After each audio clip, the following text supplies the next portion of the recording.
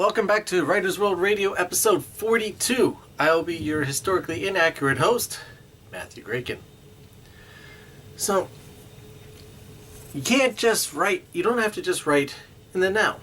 It's one of the great things about writing. You can write about at whatever time you want, whatever time period you want. It doesn't have to be this world. It doesn't have to be, it could be another world, it could be outer space, it could be underwater, wherever you want.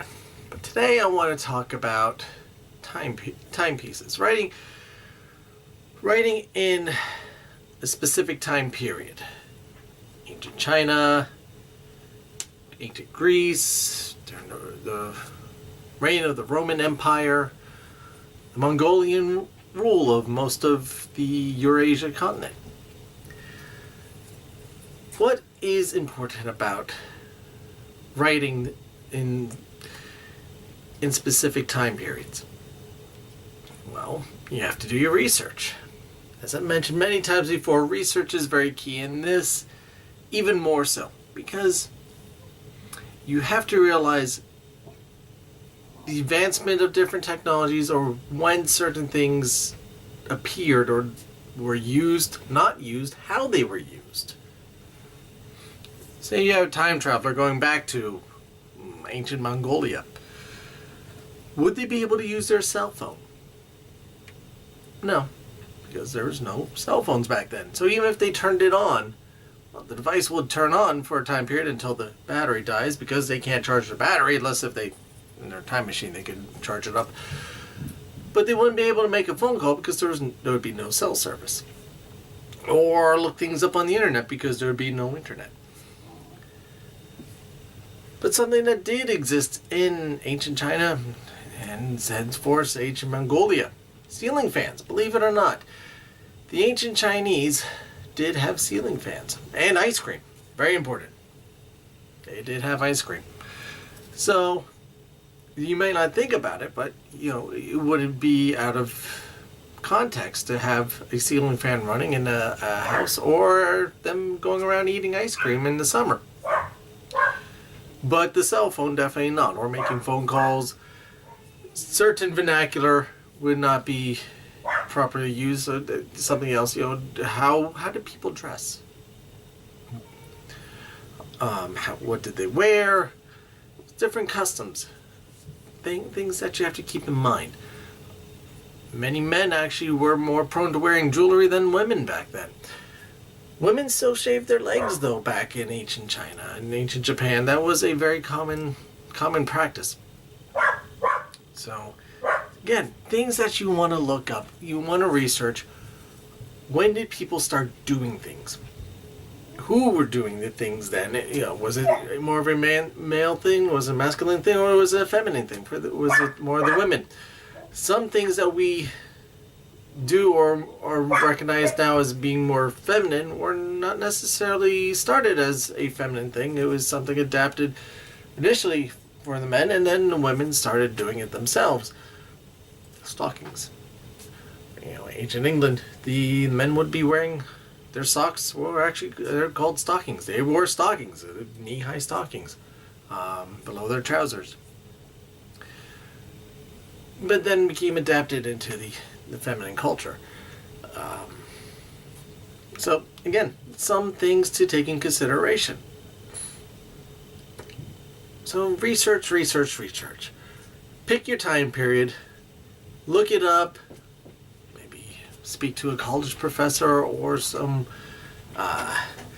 authority on that time period and location. Again, location does play a huge part in it, because your location will determine how different things were used or things available. Again, the ceiling fans were common in China, but I don't think you would have found them in ancient Russia. But that's something to look up. Different titles. What was the hierarchy called? What was the different jobs called? Well, they have different titles during over the different periods. What did they write on? Papyrus, paper, stone. Those are things that you want to keep in mind. Telephones. If you're writing something from the 1970s, There was no cordless phones. Someone from the 70s will know that, but otherwise, yeah, no cordless phones. You had wired phones. And not just that, you didn't have the push-button phones that we have. Or were a little more common in the 90s and late 80s. You had to dial the phone. So whenever you pick your language on dialing a phone, well, it was actually a dial that you had to use. You go back to even earlier than that, early 1900s, you actually had to, you'd pick up the phone and go to a switch operator, and you'd have the little lever. So, things to keep in mind. What we know now is commonplace and are very comfortable with, or just used to seeing around and think, oh, it's been around forever. Had to start at some point. And when it did start, usually replace something else. And what was before that? So that's what you need to... Sounds like a pain, but that's what you need to look into. What are some of your favorite time periods to write in? A lot of us, I mean, I write mostly in the now, but I have some projects that I'm working on or tinkering with that take place years ago. Or, again, time traveling stories. Those are a lot of fun. So leave them in the comments below. Shout them out on Facebook, facebook.com/Matthew J. Gragan. Or the Twitter. Twitter works as well, at Matthew J. Gragan. Use the hashtag WritersWorldRadio. Keep it all connected. Let's keep it all the conversation going. Or you can email the show, writersworldradio@yahoo.com. And give me some suggestions. If you have any, if you're looking for help, if you have some ideas you want to bounce off someone, I'm available to you. Or don't forget your support groups. Your friends, your family, teachers, they're all there for you. And remember, 10 minutes a day.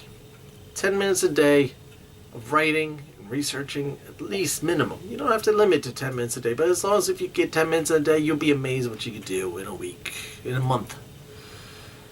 Keep it up. Believe in yourself. The story's within you, nobody else. Keep at it, and you'll get there. Hope you're all doing well. Thank you for watching. Thank you for spending your time with me. I know your time is precious, and I appreciate it. I hope you stay well. Keep at the writing. You can do it, and I'll see you next time.